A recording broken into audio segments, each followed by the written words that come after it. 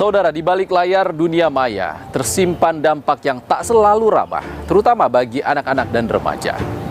Pemerintah melalui Kementerian Komunikasi dan Digital pun menerbitkan peraturan pemerintah dalam tata kelola penyelenggaraan sistem elektronik dalam perlindungan anak atau PP Tunas.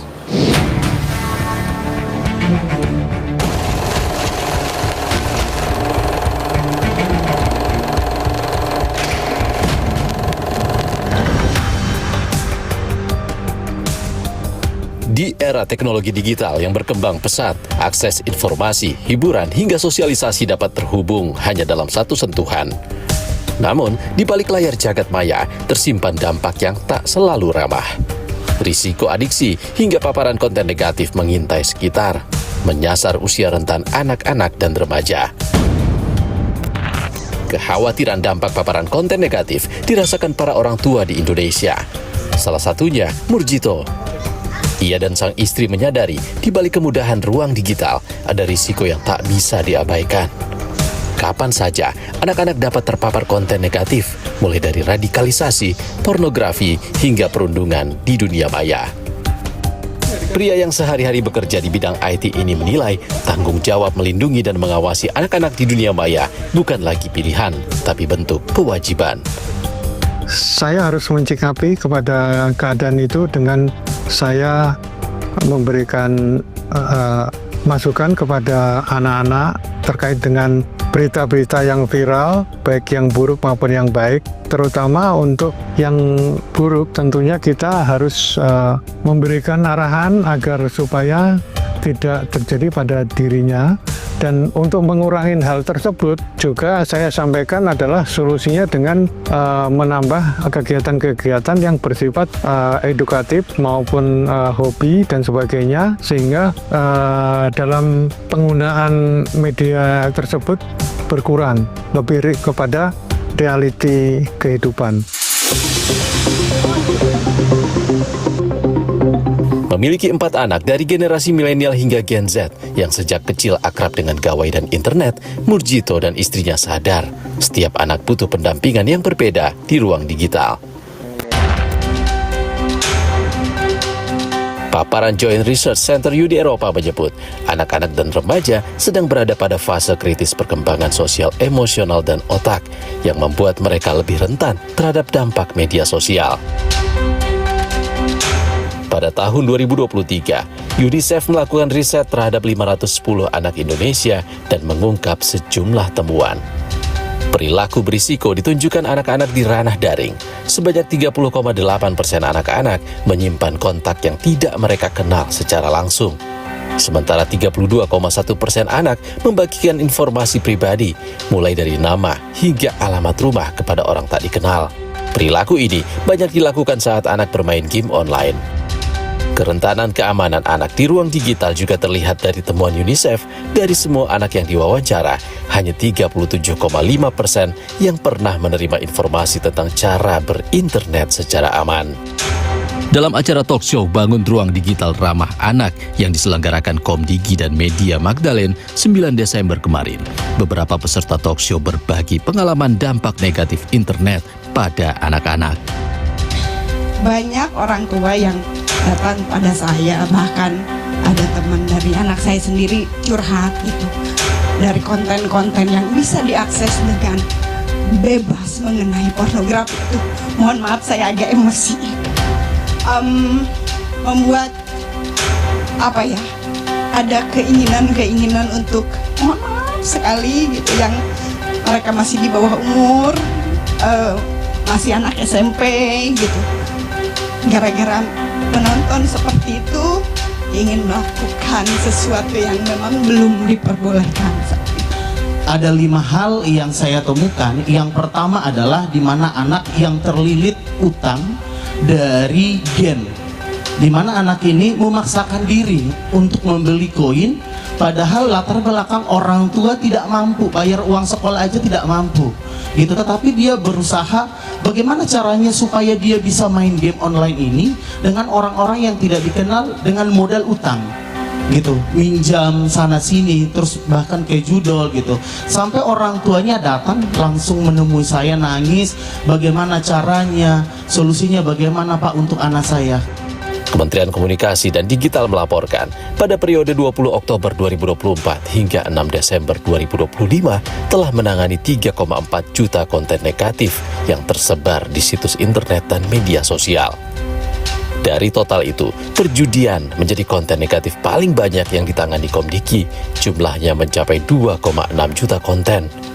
Selain itu, pornografi mencapai 669.479 konten, penipuan mencapai 29.650 konten, terorisme atau radikalisme mencapai 8.689 konten, dan berita bohong atau hoax mencapai 2.069 konten. Komisi Perlindungan Anak Indonesia turut menyoroti kondisi anak-anak yang rentan terpapar konten negatif. Data di KPAI dari tahun ke tahun itu anak yang menjadi korban penyalahgunaan internet, digital dan sebagainya itu posisinya ada ke 3 atau 4 untuk klasifikasi perlindungan khusus anak. Yang pertama adalah anak korban kekerasan seksual, yang kedua anak korban kekerasan fisik, dan yang ketiga adalah anak korban penyalahgunaan media atau internet. Nah, KPAI menyebut perlu adanya kolaborasi dari berbagai pihak menciptakan ruang digital yang aman bagi anak-anak Indonesia.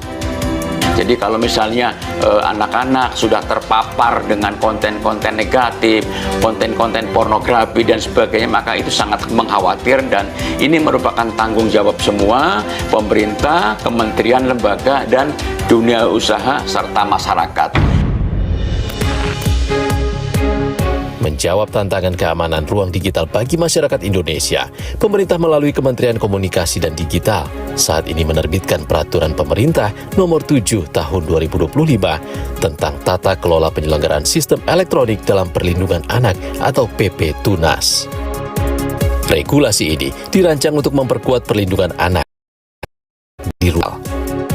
Indonesia sudah menerbitkan PP Tunas, sebuah regulasi untuk memastikan anak-anak Indonesia aman, terlindungi, dan didampingi di ruang digital. Ini penting karena ruang digital membawa banyak peluang, tapi juga ada resiko yang nyata dari paparan konten berbahaya hingga perundungan. PP Tunas adalah wujud kepedulian Presiden Prabowo terhadap masa depan anak-anak bangsa. Indonesia juga menjadi bagian penting dalam gerakan global perlindungan anak di ruang digital. Indonesia menjadi negara kedua setelah Australia yang memiliki aturan paling komprehensif tentang perlindungan anak ini. Kita tidak hanya menjaga anak-anak kita, tapi juga ikut mendorong standar internasional agar teknologi lebih aman bagi anak-anak di dunia. Namun perlindungan anak tidak bisa dikerjakan pemerintah sendiri. Peran orang tua, guru, komunitas perempuan, dan sekolah adalah juga kunci. Kita harus bergerak bersama. PP Tunas menyasar 5 kategori: anak-anak, pelajar, dan berpartisipasi penggunaan digital yang aman. Orang tua mendampingi dan mengawasi serta mendapatkan edukasi literasi digital. Pendidik memberikan edukasi keamanan online. Platform digital menyediakan fitur perlindungan dan patuhi regulasi. Pemerintah mengatur, mengawasi, dan menegakkan hukum. Di dalam PP Tunas yang diatur adalah pertama kewajiban daripada penyelenggara sistem elektronik. Secara prinsip penyelenggara sistem elektronik itu harus memperkuat mekanisme know your customer. Jadi mereka harus bisa membedakan, harus bisa mengenali bahwa penggunanya itu adalah anak. Sehingga fitur-fitur perlindungannya juga diberikan kepada anak. Sebenarnya ada 2 aplikasi produk, fitur, dan layanan yang kita tercakup di dalam PP Tunas. Yang pertama adalah produk, fitur, dan layanan yang memang dikembangkan untuk anak.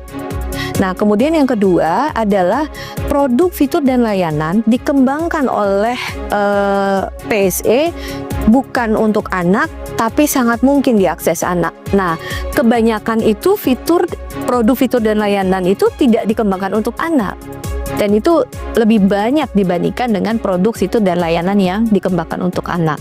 Sehingga mereka diberikan tanggung jawab, diberikan shared liabilities untuk memberikan fitur-fitur perlindungan berbasis teknologi. Kemudian selain itu juga PP Tunas memberikan amanat kepada orang tua untuk memberikan pendampingan. Jadi bahwa ketika anak berdigital itu orang tua mendampingi, memberikan pemahaman apa dampak negatif maupun dampak positif dari digital.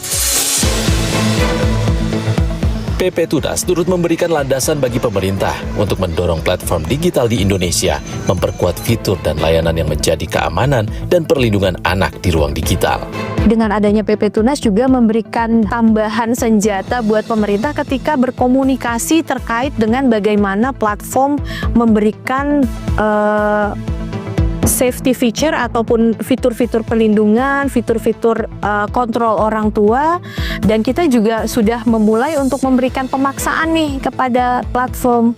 Kalau memang sekiranya Anda bisa melihat bahwa pengguna Anda banyakkan anak-anak, ayo diperkuat untuk instrumen ataupun fitur-fitur pelindungannya. Kami tentunya berharap dari sekarang itu platform sudah memulai. Nah, PP Tunas memberikan grace period ataupun peralihannya itu selama 2 tahun. Jadi platform diberikan waktu 2 tahun untuk melakukan adopsi ataupun penyesuaian teknologi agar mereka bisa membangun fitur-fitur keamanan bagi anak. Merespons kewajiban PSE untuk memberikan keamanan ruang digital bagi anak yang diatur dalam PP Tunas, melalui pesan singkat kepada tim Kompas TV, platform TikTok menyebut akan memberikan keterangan pers terkait keamanan ruang digital pada pekan depan. PP Tunas hadir bukan hanya melindungi anak, tetapi turut memberikan perlindungan bagi seluruh masyarakat Indonesia, karena semestinya setiap individu berhak mendapatkan rasa aman di ruang digital. Saudara, 80% kebutaan di Indonesia disebabkan katarak. Namun ironis, pelayanan kesehatan mata di daerah terpencil sangat terbatas. Di Sumba Barat Daya, hanya ada 1 dokter mata untuk seluruh warga. Selengkapnya usai jeda. Belum cukup ya untuk menghentaskan buta katarak itu di sini, di 1 kabupaten ini saja.